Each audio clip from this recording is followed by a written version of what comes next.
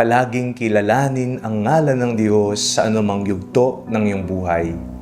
Ako po si Father Fiel Pareha at ito po ang ating segment, ang Daily Devotion, na kung saan tayo po ay magdarasal, magbabasa at magninilay kasama ng salita ng Diyos sa buong taon. Manalangin tayo. Sa ngalan ng Ama, ng Anak at ng Espiritu Santo. Amen. Halina, banal na Espiritu, iwanagan mo ang aming puso at isip nang maunawaan at may sa buhay namin ang iyong salita. Amen. Our Bible passage for today is from the book of Exodus chapter 3, verses 13 to 20, and I read it for you. But Moses said to God, "If I come to the Israelites and say to them, 'The God of your ancestors has sent me to you,' and they ask me, 'What is his name?' what shall I say to them?" God said to Moses, "I am who I am."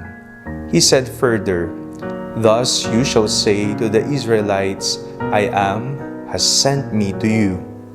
God also said to Moses, "Thus you shall say to the Israelites, 'The Lord, the God of your ancestors, the God of Abraham, the God of Isaac, and the God of Jacob has sent me to you.'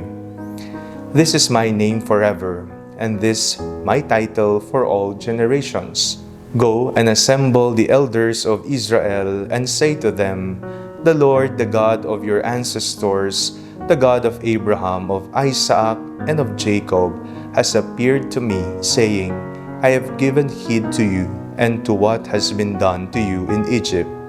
I declare that I will bring you up out of the misery of Egypt to the land of the Canaanites, the Hittites, the Amorites, the Perizzites, the Hivites, and the Jebusites, a land flowing with milk and honey.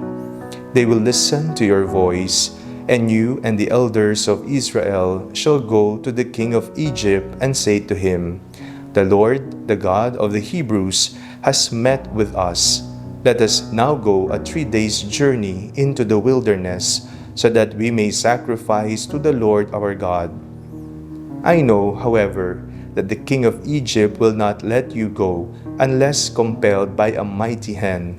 So I will stretch out my hand and strike Egypt with all my wonders that I will perform in it. After that, he will let you go." Nasaang yugto ka na ng iyong buhay? Nasaang panahon ka na ng iyong buhay? Nasa masaganang panahon ka na ba? Nasa pangkaraniwang panahon ba? O panahon na may hinihintay kang darating, season of waiting? Nasa panahon ka ba ng pagdurusa, ng pagdarahop? Nasa panahon ka ba ng pangungulila? Panahon ng sakit? Iba-iba po ang panahon na kung nasaan tayo, mga yugto ng ating buhay na nagbabago at kailangan nating harapin sa araw-araw nating pamumuhay.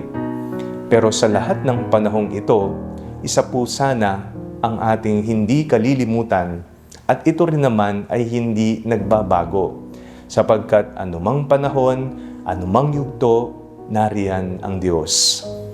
Nariyan ang Diyos para samahan tayo. Nasa pagdurusa, nasa sakit, nasa masagana, nasa tagumpay, nariyan ang Diyos. Pero madalas po ang nakakalimot ay ang tao. Kapag may problema, kilala ang Diyos. Kapag may sakit, kilala ang Diyos. Kapag may pangangailangan, kilala ang Diyos. Pero kapag matagumpay, masaya, masagana, tila ba nakakalimutan ng Diyos? Ang Diyos na nagkaloob ng lahat ng tinatamasa mong pagpapala. Kaya po, kahit anumang pong yugto sana ng ating buhay, huwag kalilimutan, nariyan ng Diyos.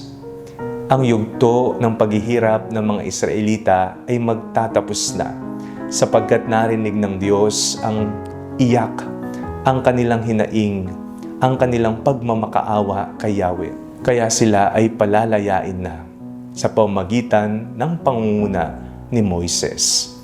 Anumang yugto ng ating buhay, nariyan ng Diyos. Huwag po sana tayong makalimot. Nalangin tayo. Panginoong Jesucristo, huwag sana naming makalimutan ang mga dakilang awa at pagmamahal, mga pagpapala na inyong ipinagkakaloob sa amin. Amen. Sa ngalan ng Ama, ng Anak at ng Espiritu Santo. Amen. Huwag po ninyong kalimutang i-like ang video ito, mag-comment po kayo and share it with your family and friends.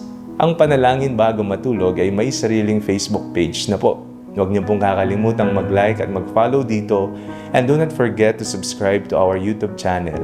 I-click niyo lamang po ang link na nasa description ng video ito, o kaya naman po just search Father Fiel Pareha. At kung nais niyo pong maging updated sa ating pagpapahayag, you can join our broadcast channel dito po sa ating Facebook page, o kaya naman po sa ating bulletin board sa TikTok app. God bless you po.